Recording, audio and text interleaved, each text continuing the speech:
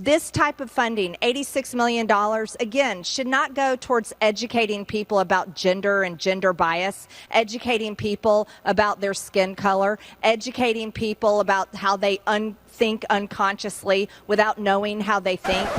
What you just said is one of the most insanely idiotic things I have ever heard. No point in your rambling, incoherent response were you even close to anything that could be considered a rational thought. Educating people about how they think unconsciously without knowing how they think. God, I think I just got dumber listening to that. This is the level of philosophy taught at the QAnon School of Vitriol and Conspiracy. Have you guys been following 4chan, Q, any of that stuff? Following on from her enlightening speech yesterday doing the bidding of her fearless cult leader.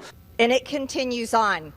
What I'm demanding is that the Republican-led House of Representatives move forward on an impeachment inquiry on Joe Biden, because this type of corruption should never be allowed to stand. We must expunge President Trump's wrongful impeachments, and we must impeach Joe Biden.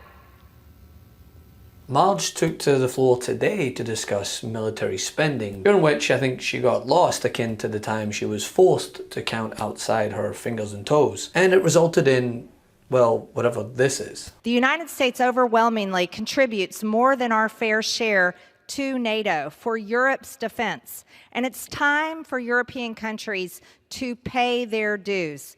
While our own border is overrun by border crossers and deadly poisonous fentanyl daily, we continue to send hundreds of billions of dollars to NATO to defend Ukraine's democracy, even though they aren't even a NATO member nation. Investing in NATO security is an America Last policy. All increases in funding should be investing in the United States of America's security and the defense of our own border. And as we find ourselves funding a war in Ukraine, when the United States position should be pushing for peace, not paying for and not funding war and death of innocent people, we should not increase our spending. This type of funding, $86 million, again, should not go towards educating people about gender and gender bias, educating people about their skin color, educating people about how they think unconsciously without knowing how they think. These are the type of woke ideologies that divide and separate Americans, and veterans could care less about. Currently reserved. For what purposes does the gentlewoman from Florida seek recognition? To claim time in opposition to the amendment. Gentleman is recognized to speak in opposition. Thank you, Mr. Chairman. I rise to claim time in opposition to this discriminatory amendment. VA strives to fairly represent and support the communities that it serves, and all veterans deserve equitable and fair access to the health care and benefits that they have earned. Diversity and inclusion foster a healthy workplace environment and promote equal opportunity through smart outreach, retention, and education. And there's an effort underway as a result across all appropriations bills to excise that word and any policy related to it, to cut anything related to diversity regardless of the purpose and need of the office.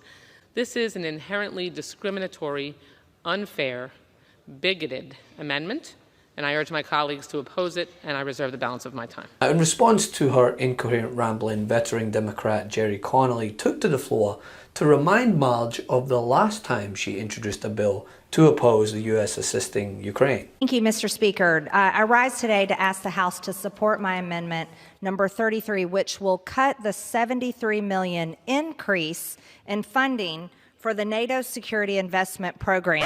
The gentleman from Virginia is recognized. I thank my friend and I thank the chair. Americans are not fighting and dying in Ukraine. Ukrainians are.